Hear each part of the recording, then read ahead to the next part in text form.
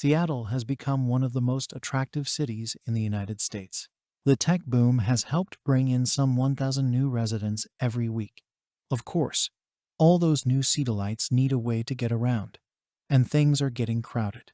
The city has been expanding its rail system, and fast. The latest project, Sound Transit 3, will invest $54 billion over the next 25 years to expand the network five-fold. With the passage of the $1.2 trillion bipartisan infrastructure bill, American cities are getting a chance to rethink their public transit systems with fresh infrastructure funding. And Seattle's expansion might be the country's most ambitious project yet.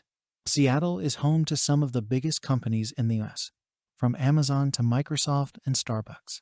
And its population is growing fast. By 2040, another 800,000 people are expected to join the city. Seattle's traffic congestion had become some of the worst in the country. The Regional Transit Authority has been building out Seattle's public transport system for decades. The first phase of the long-term vision, called Sound Move. Then in 2008, voters approved a new 15-year, 36-mile expansion called Sound Transit 2. Most recently in 2016, a 25-year expansion and upgrade plan called Sound Transit 3 got the go-ahead, stretching across the greater Seattle region.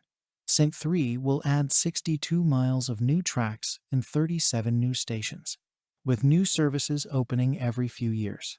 When it's fully complete, the current rail network will be 5 times its current size, making it comparable to those over in Chicago and Washington, D.C. It's going to take a huge team of construction and engineering professionals to make this a reality. Sound Transit estimates SYNC 3 will require 43 million hours of labor through 2041. Seattle is full of lakes, mountains, sea, and forests.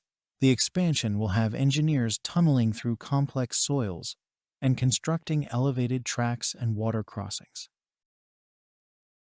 Now, all those new tracks will require a lot of new trains.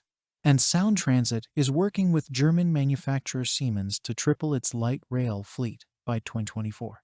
Seattle is somewhat unique in that some of its past transit projects have come in under budget and ahead of schedule. But Sound Transit 3 is happening at this wonderful moment in history, where it'll face rising construction costs, a labor shortage, and of course the pandemic. The original plan called for a nearly $54 billion budget, roughly half of which would come from new local taxes. That would cost the typical adult about $14 a month. It came up with a new realignment plan that delayed some projects by 5 years. For long-term projects like SYNC 3, something like this isn't just nice to have, it's essential. The new bill sets aside $39 billion for public transit. Building public transit, especially rail, in the U.S. is expensive. Eno Center for Transportation found that the U.S. pays more and takes longer to complete rail transit projects than its international counterparts. Sound Transit gives Seattle a chance to rethink the way we build transport and set an example for other cities across America at this critical moment.